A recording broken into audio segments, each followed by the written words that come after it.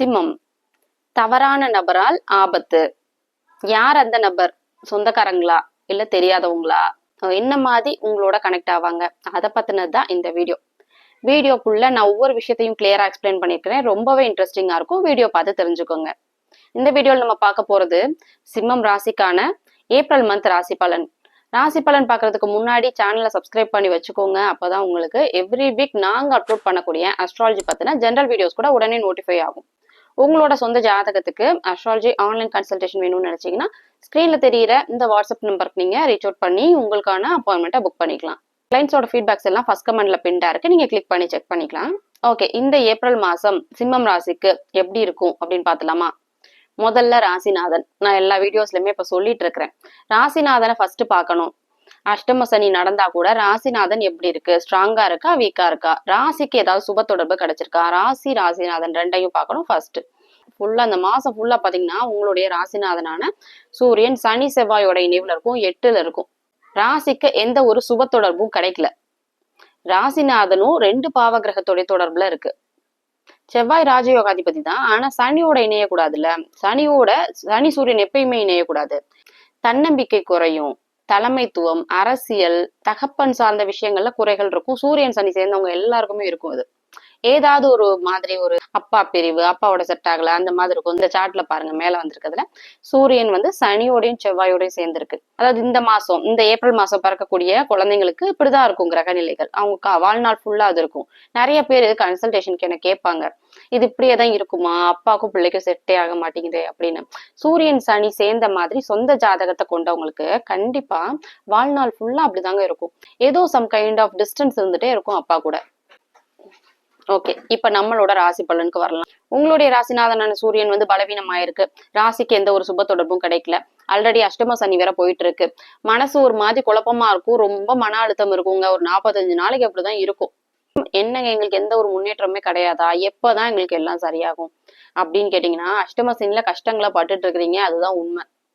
Okay, இது எப்பதான் சரியாகும்னா குரு பயிற்சி வர வரைக்கும் கொஞ்சம் வெயிட் பண்ணுங்க. அஷ்டம சனியில சில முக்கிய முடிவுகளை எடுக்கக்கூடாது. புது அறிமுகங்களை தவிர்த்தரணும். ராசி பலன், கோச்சார பலன்கள் சொல்லும் போது நீங்க மாசம் எதிர்பார்த்துட்டே இருப்பீங்க, இந்த மாசம் எங்களுக்கு ஏதாவது நல்லது நடந்துராதா, யாராவது எங்களுக்கு நல்லதா சொல்ல மாட்டாங்களா அப்படிங்கிற மாதிரி உங்களோட எதிர்பார்ப்பு இருக்கும். ஆனா உங்களுக்கு அஷ்டம சனி நடந்துட்டு இருக்கு, அதோடைய வேலைகளை சனி செஞ்சுட்டு இருக்கு. ராசிநாதன் பலவீனமா இருக்குங்க. ராசிக்கு எந்த ஒரு சுப தொடர்பும் கிடைக்கல. அஷ்டம சனி போயிட்டு இருக்கு. இந்த மாசம் கொஞ்சம் சுமாராதான் இருக்கும். நெகட்டிவா சொல்றீங்க அப்படிங்கிற மாதிரி உங்களோட கொஸ்டின் இருக்கும். சிம்ம ராசியை பொறுத்த வரைக்கும் அஷ்டம சனி போயிட்டு இருக்கனால அஷ்டம சனியை டச் பண்ணாம பலன்கள் சொல்லவே முடியாது. ஸ்டில் உங்களுக்கு ஏதாவது ஒரு நல்லது நடக்குமா, ஏதாவது ஒரு பாவகம் சுபத்தன்மை அடைஞ்சிருக்கா, அது மூலியமா உங்களுக்கு ஏதாவது நல்லது நடக்குமா அப்படிங்கிற மாதிரிதான் பலன்கள் சொல்ல முடியும். 2வது அதிபதினு சொல்லக்கூடிய புதன் ராகுவோட இணைவுல இருந்தா கூட குருவுடைய பார்வையில இருக்கு. இந்த மாசம் சுத்தமா பணமே இருக்காதா அப்படின்னு பாத்தீங்கன்னா, உங்களுக்கு சொந்த ஜாதகத்துல நல்ல யோக தசா புத்திகள் போச்சுன்னா, அஷ்டம சனி நடந்தா கூட சில பேர் ஜாப்லெஸ் ஆனா இருக்க மாட்டீங்க. பிசினஸ்லயும் பாத்தீங்கன்னா பெரிய அளவுல லாஸ் எல்லாம் இருக்காது. வளர்ச்சி இல்லைன்னா கூட லாஸ் எதுவும் இருக்காது, ஒரு மாதிரி நல்லாவே போகும். ஃபேமிலி லைஃப்ல ஒரு சின்ன ஒரு பிரிவு வரும் கணவன் மனைவிக்குள்ள அஷ்டம சனி நடக்கும்போது, சுப பிரிவு மாதிரி கூட இருக்கலாம். அது சொந்த ஜாதகத்துல அமாவாசை அன்னைக்கோ இல்ல தேய்பிறையிலையோ நீங்க பிறந்திருந்தீங்கன்னா உங்களுடைய சொந்த ஜாதகத்துல சந்திரன் பலவீனமா இருக்குன்னு அர்த்தம். அஷ்டம சனியுடைய தாக்கம் கொஞ்சம் அதிகமா இருக்கும். அடுத்தது உங்களுடைய ராசிக்கு 3வது அதிபதியான சுக்கிரன் ஸ்ட்ராங்கா இருக்கு. சுக்கிரன் செவ்வாயுடைய வீட்டுல இருந்து பாக்கியஸ்தானத்துல சுபகிரகம் வந்தாலே கண்டிப்பா பணப்புழக்கம் இருக்கும். இந்த மாசம் கொஞ்சம் பண வரவு இருக்கிறத நீங்க ஃபீல் பண்ணுவீங்க. அதுக்கடுத்து உங்களுடைய ராசிக்கு 4வது அதிபதினு சொல்லக்கூடிய செவ்வாய் பாவத்தன்மை அடைஞ்சிருக்கு. கடுமையான பாவத்தன்மை அடைஞ்சிருக்கு. எந்த ஒரு சுபகிரகத்துடைய தொடர்புலையும் இல்ல. வீடு, வாகனம், கல்வி, தாய் மாதிரியான விஷயங்கள் பாதிக்கப்படும். அம்மா பாதிக்கப்படுவாங்க. வீடு வாங்க முடியல, வீட்டுல பிரச்சனை, வீட்டுல லீகல் இஷ்யூஸ் போயிட்டு இருக்கு, வீடு சம்பந்தமா லீகல் இஷ்யூஸ் ஏதோ போயிட்டு இருக்கு, இந்த மாதிரி ஏதாவது நடக்கும். படிச்சுட்டு இருக்கக்கூடிய ஸ்கூல் ஸ்டூடெண்ட்ஸ், காலேஜ் ஸ்டூடெண்ட்ஸா இருந்தா படிப்புல தடைகள் இருக்கும், போக்கஸ் இருக்காது, படிக்க முடியாது, இந்த மாதிரியான சூழ்நிலை இருக்கும் குழந்தைங்களுக்குலாம். அடுத்தது உங்களுடைய ராசிக்கு 5வது அதிபதி குரு எந்த ஒரு பாவ கிரகத்துடைய தொடர்புலையும் இல்ல, உச்சத்தை நோக்கி வந்துட்டு இருக்கு. குரு பயிற்சி நடக்க போது ஜூன் 2ஆம் தேதி. அதுக்கப்புறம் குரு உச்சமாகும். குழந்தைகள் சார்ந்த விஷயத்துல நிறைய நல்ல விஷயங்கள் எதிர்பார்க்கலாம். சிம்மராசிக்காரங்களுக்கு குழந்தைங்க சம்பந்தமா நிறைய நன்மைகள் நடக்கும். இப்ப கூட குழந்தைங்களாலதான் ஆதரவு உங்களுக்கு. அஷ்டம சனியில கஷ்டங்கள் இருக்கு. ஆனா உங்களுடைய சொந்த ஜாதகத்துல என்ன தசா புத்தி போகுதோ கோச்சாரத்திலையும் எந்த பாவகம் சுபத்தன்மை அடைஞ்சிருக்கு. 5வது இடம் குழந்தைகளை குறிக்கக்கூடிய ஸ்தானம் சுபத்தன்மையோட இருக்கனால குழந்தைகளால ஆதரவு உங்களுக்கு கிடைச்சிட்டு இருக்கு. 60-70 வயசுல இருக்கக்கூடிய சிம்ம ராசிக்காரங்களுக்கு எல்லாம் பாத்தீங்கன்னா குழந்தைங்களால ஆதரவு கிடைச்சிட்டு இருக்கு. அடுத்து உங்க ராசிக்கு 6வது அதிபதினு சொல்லக்கூடிய சனி, 6-7வது அதிபதி ரெண்டுமே சனிதான். சனி பாவத்தன்மை அடைஞ்சிருக்கு, குருவுடைய வீட்டுல இருக்கு, கடுமையான பாவத்தன்மையில இருக்கு. சூரியன் சனி இணைவே சனி ஒரு மாதிரி எரிச்சல் மூட்டுற மாதிரியான தன்மையில இருக்கும்.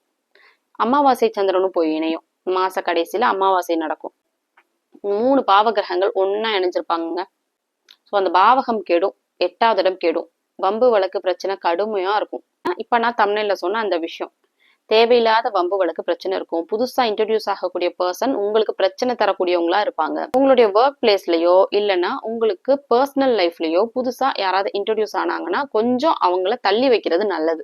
இதனால ஃபியூச்சர்ல உங்களுக்கு ப்ராப்ளம் வர்றதுக்கான வாய்ப்புகள் ரொம்பவே அதிகம். 6-7வது அதிபதி பாவத்தன்மை அடைஞ்சிருக்கு. வேலை விஷயத்தெல்லாம் எதிர்பார்க்க முடியாது. புதுசா ஜாப் கிடைக்குமான்லாம் சிம்மராசிக்காரங்க கொஸ்டின் கேட்டீங்கன்னா அஷ்டம சனியில ஜாப் கிடைக்கிறது தள்ளி போயிட்டே இருக்கும். இந்த மாசம் வேலை கிடைக்குமா, அடுத்த மாசம் வேலை கிடைக்குமா அப்படின்னு கேட்டீங்கன்னா ஒரு 45 நாளைக்கு வேலை கிடைக்கிறது தள்ளி போயிட்டே இருக்குங்க.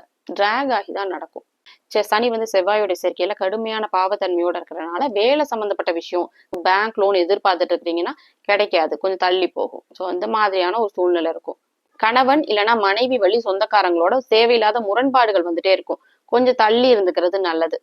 ராசிக்கு 8ல 3 பாவகிரகங்கள் இருக்கனால வெளிநாடு சம்பந்தப்பட்ட விஷயங்கள், வெளிநாட்டுக்கு போகணும்னு நினைக்கிறீங்களா, இம்போர்ட் எக்ஸ்போர்ட் பிசினஸ் மாதிரியான விஷயம் பண்ணணும்னு நினைக்கிறீங்களா, திரும்பி அதேதான் 45 நாளைக்கு வெளிநாடு இம்போர்ட் எக்ஸ்போர்ட் சம்பந்தப்பட்ட விஷயங்கள், லாட்ரி, ஷேர் மார்க்கெட் மாதிரியான விஷயங்கள் கை கொடுக்காது சிம்ம ராசிக்காரங்களுக்கு. இந்த விஷயத்தை எல்லாத்தையும் டினோட் பண்ணக்கூடியது 8வது இடம். 8வது இடம் கடுமையான பாவத்தன்மையோடு இருக்கு. சுபத்தன்மையோடு இருந்துச்சுன்னா இந்த விஷயங்கள் எல்லாமே நடக்கும். பாவத்தன்மையோடு இருந்துச்சுன்னா நடக்காது, தடைகள் இருக்கும். அதுதான் உங்க ராசிக்கு 9வது அதிபதியான செவ்வாய் அந்த வீட்டுக்கு 12ல மறைஞ்சு சனியோட இணைஞ்சு பாவத்தன்மை அடைஞ்சிருந்தா கூட 9வது இடத்துல சுக்கிரன் இருக்கிறது நல்ல விஷயம். பூர்வீகம் சார்ந்த விஷயம், அப்பா சார்ந்த விஷயம், இதெல்லாம் ரொம்ப நல்லா இருக்கும். ஆல்ரெடி நீங்க ஃபாரின்ல தான் இருக்கிறீங்கன்னா இந்த டைம் நேட்டிவ் டிராவல் பண்றதுக்கு மாதிரியான ஒரு சூழ்நிலை அமையும். 9வது இடம் பாக்கியஸ்தானம், தகப்பன், பூர்வீகம் இது எல்லாத்தையும் குறிக்கக்கூடிய ஸ்தானம் 9வது இடம். அப்பா வழி ப்ராப்பர்ட்டி கிடைக்கிறது, அப்பாவால ஆதரவு, அப்பா கூட பிறந்தவங்க அத்தை மாதிரியான ஆளுங்களா இருப்பாங்களா அவங்களால ஆதரவு கிடைக்கிறது மாதிரியான விஷயம் எல்லாம் கூட நடக்குங்க. 9வது இடத்துல சுக்கிரன் இருக்கனால, சுக்கிரன் ஒரு பெண் கிரகம். சோ பெண்களால ஆதரவு, பெண்களால சில நல்ல விஷயங்கள் நடக்கிறதெல்லாம் நடக்கும். மனைவியால நடக்குமா அப்படின்னு கேட்டீங்கன்னா நடக்காது. அஷ்டம சனி கணவன் மனைவியை பிரிக்கும். சில பேர் வெளிநாட்டுல இருக்கிறீங்க, சொந்த ஊருக்கு டிராவல் பண்ண முடியல, ஊருக்கு போகணும், நேட்டிவ் போகணும் அப்படின்னு ஒரு வெக்கேஷனுக்காவது நேட்டிவ் போயிட்டு வரலாம் அப்படிங்கிற மாதிரி தாட்ல இருக்கக்கூடியவங்களுக்கு இவ்வளவு நாளா நடக்காதது இந்த 45 நாள்ல நடக்கும். ஏன்னா பூர்வீக ஸ்தானம் ஆக்டிவேட் ஆகுது. அதுக்கேற்ற மாதிரி வெளிநாட்டை குறிக்கக்கூடிய ஸ்தானம் கடுமையான பாவத்தன்மை அடையுது. சொந்த ஊருக்கு போயிட்டு வர்ற மாதிரியான அமைப்புகள்லாம் இருக்கு சிம்ம ராசிக்காரங்களுக்கு. அடுத்தது உங்களுடைய ராசிக்கு 10வது அதிபதியான சுக்கிரன் பாத்தீங்கன்னா நல்லா ஸ்ட்ராங்கா தான் இருக்கு. 10வது இடத்துக்கு எந்த ஒரு சுப தொடர்பும் கிடைக்கல. ஆனா 10வது அதிபதிக்கு இடையில நல்ல நிலைமையிலே இருக்கு. பாக்கியஸ்தானத்துல இருக்கு. தொழில் சம்பந்தப்பட்ட விஷயங்கள சில முன்னேற்றங்கள் இருக்கும். ஏன்னா பாக்கியஸ்தானம் ஆக்டிவேட் ஆகுறதுனால கொஞ்சம் பணப்புழக்கம் இருக்கும், பண வரவு இருக்கும். 11வது இடத்துக்கு எந்த ஒரு சுப தொடர்பும் இல்ல. 11வது அதிபதி புதன் குருவுடைய பார்வையில இருக்கு, நட்பு ஸ்தானத்துல இருக்கு. 13, 14 அந்த தேதிகள்ல பாத்தீங்கன்னா சந்திராஷ்டமம் நடக்கும். சந்திராஷ்டமம் டைம்ல மட்டும் கொஞ்சம் கேர்ஃபுல்லா இருந்துக்கணும். முக்கிய முடிவுகள் எடுக்கிறத தவிர்த்துடணும். பயணம் பண்றத கொஞ்சம் கேர்ஃபுல்லா இருந்துக்கணும். அவரால சிம்ம ராசியை பொறுத்த வரைக்கும் நான் சொன்ன சில விஷயங்களை மட்டும் தவிர்த்துடணும். மற்றபடி நல்ல மாசமாவே இந்த ஏப்ரல் மாசம் அமைஞ்சிருக்கு. நான் சொன்ன இந்த விஷயங்கள் எல்லாம் உங்களுக்கு ரெசனேட் பண்ணிக்க முடிஞ்சா உங்களுடைய ஒப்பீனியனை எனக்கு கமெண்ட்ல சொல்லுங்க.